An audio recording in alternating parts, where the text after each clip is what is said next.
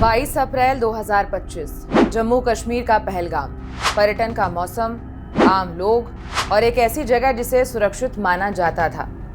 इसी दिन यहाँ एक आतंकी हमला होता है जो सिर्फ जाने नहीं लेता बल्कि पूरे सिस्टम को हिला देता है। हमले के कुछ ही घंटों में यह साफ हो जाता है कि यह मामला लोकल नहीं है और वहाँ की चीख पुकार के वीडियो सोशल मीडिया पर तेजी से वायरल हो जाते हैं और पूरा देश वीडियो देखकर दहल जाता है। और उसी के कुछ समय बाद एक नाम अचानक सामने आता है, ऑपरेशन सिंदूर। कब, क्यों, कैसे किया गया यह ऑपरेशन और यह ऑपरेशन था क्या, इसके बारे में आपको बताते हैं। नमस्कार, आप देख रहे हैं भारत एक्सप्रेस और मैं हूं आपके साथ अक्षया पाठक। 22 अप्रैल 2025 का वो दिन जब कश्मीर की हसीन वादियों में सैलानियों की हंसी गोलियों की गूंज में दब गई। पहलगाम की बैसरन घाटी, जहां लोग प्रकृति की शांति तलाशने आए थे, एक आतंकवादी हमले की त्रासदी में तब्दील हो गई। कुल 26 निर्दोष पर्यटक इस हमले में मारे गए। पर यह सिर्फ एक हमला नहीं था, यह मानवीयता की हत्या थी, धर्म के नाम पर की गई दरिंदगी थी। इसमें कई कहानियां पीछे छूट गईं, कई सिंदूर उजड़ गए। शुभम और ऐश्वर्या की शादी को महज 2 महीने हुए थे। आतंकियों ने शुभम से पूछा, हिंदू हो या मुसलमान, और जवाब सुनते ही गोली मार दी। ऐश्वर्या की आंखों के सामने उसकी दुनिया उजड़ गई। लेफ्टिनेंट विनय नरवाल, जिनकी शादी को सिर्फ 7 दिन ही हुए थे, पत्नी हिमांशी के सामने मार दिए गए। आतंकियों ने पहले धर्म पूछा, फिर हिंदुओं को चुन चुन कर गोली मारी। इसके बाद जो आप लोगों ने सोशल मीडिया पर देखा वो इसका सबूत था कि इस घाटी में आतंकियों ने क्या किया है। इंटेलिजेंस एजेंसियों ने इसे हाई इम्पैक्ट टेरर इंसिडेंट माना। दिल्ली में बैठकों का दौर शुरू होता है और यहीं से कहानी सिर्फ पहलगाम की नहीं रहती, ये राष्ट्रीय सुरक्षा का सवाल बन जाती है। 23 अप्रैल 2025 को जमीन पर बदलाव दिखने लगता है। जम्मू कश्मीर में हाई अलर्ट हो जाता है। ड्रोन मूवमेंट और लॉन्च पैड से जुड़े इनपुट्स को दोबारा खंगाला जाता है। इस समय सरकार चुप रहती है, लेकिन सिस्टम पूरी तरह से एक्टिव है। प्रधानमंत्री नरेंद्र मोदी अगले दिन ही सऊदी अरब का दौरा बीच में छोड़कर भारत लौटते हैं और देर शाम कैबिनेट कमेटी ऑन सिक्योरिटी की बैठक लेते हैं। 24 से 26 अप्रैल के बीच एक और अहम चीज होती है। पुराने इंटेलिजेंस इनपुट्स को नए डेटा से जोड़ा जाता है। पीओके और एलओसी से जुड़े कुछ इलाकों को हाई रिस्क जोन के तौर पर मार्क भी किया जाता है। राजनीतिक नेतृत्व को बंद कमरों में ब्रीफिंग दी जाती है और शुरू होता है ऑपरेशन सिंदूर। हमले के 15 दिन बाद भारत ने खामोशी नहीं प्रतिशोध चुना। 7 मई 2025 की तारीख इतिहास के पन्नों में दर्ज हो गई। प्रधानमंत्री नरेंद्र मोदी ने सेना को स्पष्ट निर्देश दिया कि हर एक आंसू का जवाब सिर्फ शब्दों से नहीं, शक्ति से दिया जाएगा। भारतीय सेना ने पाकिस्तान के पंजाब और पाकिस्तान अधिकृत कश्मीर में स्थित आतंकी ठिकानों पर एयर स्ट्राइक की। इस जवाबी कार्रवाई को नाम दिया गया ऑपरेशन सिंदूर। नाम स्वयं प्रधानमंत्री नरेंद्र मोदी ने दिया। यह हर उस उजड़े सिंदूर का प्रतीक था जिसे पहलगाम की घाटी में मिटा दिया गया था। प्रधानमंत्री नरेंद्र मोदी ने राष्ट्रीय सुरक्षा सलाहकार Ajit Doval, chief of defence staff general Anil Chauhan और तीनों सेनाओं के प्रमुखों को पाकिस्तान पर ठोस और निर्णायक जवाबी कार्रवाई करने के निर्देश दिए थे।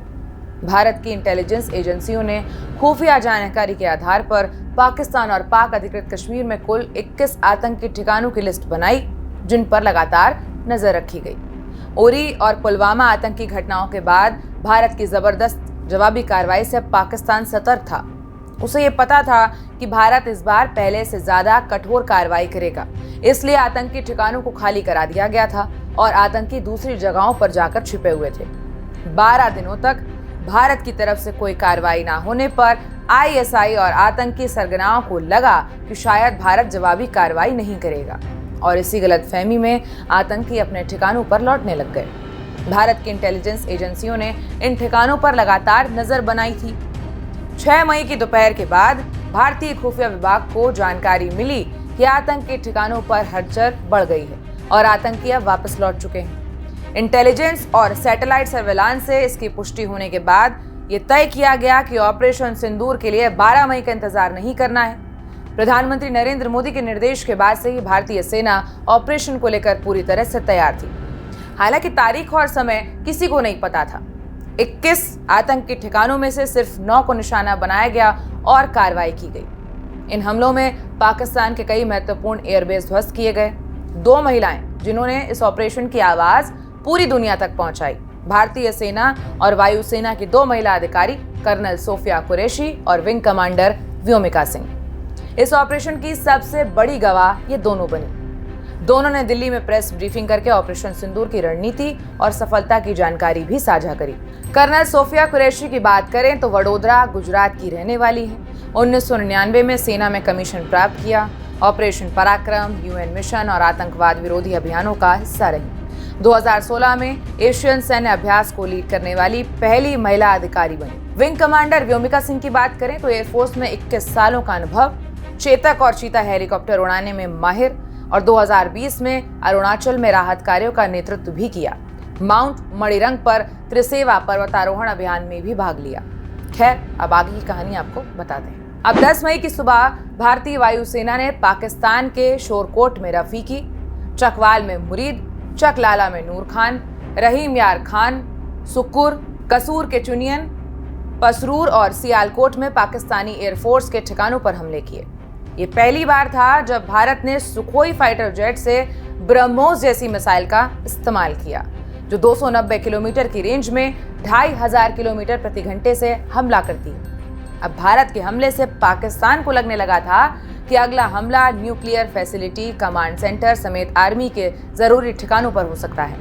अब ऐसे में पाकिस्तान ने अमेरिका का रुख कर लिया। अमेरिका ने खुद को न्यूट्रल दिखाते हुए इस्लामाबाद पर कड़ा रुख अपनाया।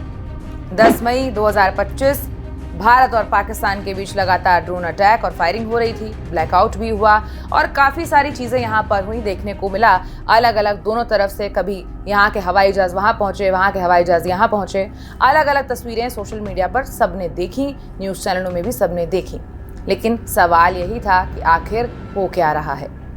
पाकिस्तान के अब डीजीएमओ काशिफ अब्दुल्ला ने दोपहर 3:35 पर भारत के DGMO lieutenant general Rajiv Ghai से हॉटलाइन पर बात की। दोनों देश शाम 5 बजे तक सीज फायर के लिए सहमत भी हो गए।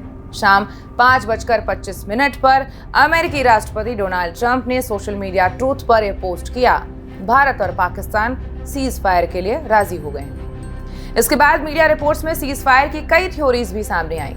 कहीं कहा गया कि अमेरिका को किसी बड़े हमले की सीक्रेट इंफॉर्मेशन मिली, तो कहीं पाकिस्तान ने अमेरिका से सीज फायर के लिए मिन्नतें की। बाकी अलग अलग थ्योरी हैं, वो भी आपको बता देते हैं। कहा गया कि इसके बाद उपराष्ट्रपति जेडी वेंस ने प्रधानमंत्री नरेंद्र मोदी को फोन किया और कहा कि संघर्ष बहुत बढ़ सकता है, सीधे पाकिस्तान से बात करें। फिर IMF ने पाकिस्तान को 8.5 हजार करोड़ के लोन के बदले सीज फायर की शर्त रखी, ये भी कहा गया। और भारत ने इस लोन का विरोध भी किया था। फिर चीन ने अपने हथियारों के फेल होने पर सीज फायर का दबाव बनाया, ये भी एक थ्योरी है। और भारत ने ऑपरेशन बुनियान उल मरसूस को रोकने की प्लानिंग की, अमेरिका से सीज फायर करवाया। ये अलग अलग थ्योरियां थी सीज फायर की। अब भारत की निर्णायक कार्रवाई के बाद कई देश भारत के समर्थन में खुलकर सामने आए। अमेरिका ने कहा कि यह हमला आतंक के खिलाफ भारत की न्यायपूर्ण और संतुलित प्रतिक्रिया है। फ्रांस ने कहा कि भारत की सुरक्षा, संप्रभुता का सम्मान किया जाना चाहिए। इजराइल ने कहा कि भारत ने एक स्पष्ट संदेश दिया है कि आतंक कहीं भी छुपा हो वो सुरक्षित नहीं रहेगा। जापान, UAE, ऑस्ट्रेलिया ने कहा कि भारत ने आत्मरक्षा के अधिकार का समर्थन किया है। रूस ने कहा कि भारत को अपनी सीमाएं और नागरिकों की रक्षा का पूरा अधिकार है। हम आतंकवाद के खिलाफ उसकी कार्रवाई का समर्थन करते हैं। चीन ने कहा कि हम सभी पक्षों से संयम की अपेक्षा करते हैं, लेकिन अगर कोई देश आतंक के खिलाफ कार्रवाई करता है तो उसका कारण समझा जा सकता है। हालांकि चीन ने नाम नहीं लिया, लेकिन उसने भारत की कार्रवाई की सार्वजनिक आलोचना भी नहीं की, जो अपने आप में एक संकेत भी था।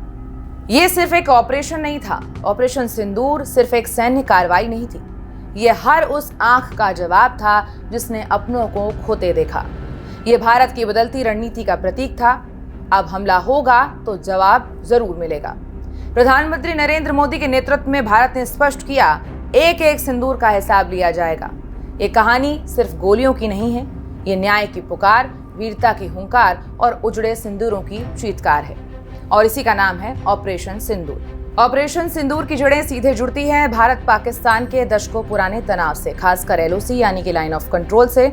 भारत और पाकिस्तान के रिश्ते सिर्फ दो देशों के नहीं, ये इतिहास, युद्ध, कूटनीति और अविश्वास की कहानी है। 1947 से अब तक 3 बड़े युद्ध हो चुके हैं, Kargil, surgical strike, air strike और अब 2025 में ऑपरेशन सिंदूर। फिलहाल मेरे साथ इतना ही। देखते रहिए भारत एक्सप्रेस।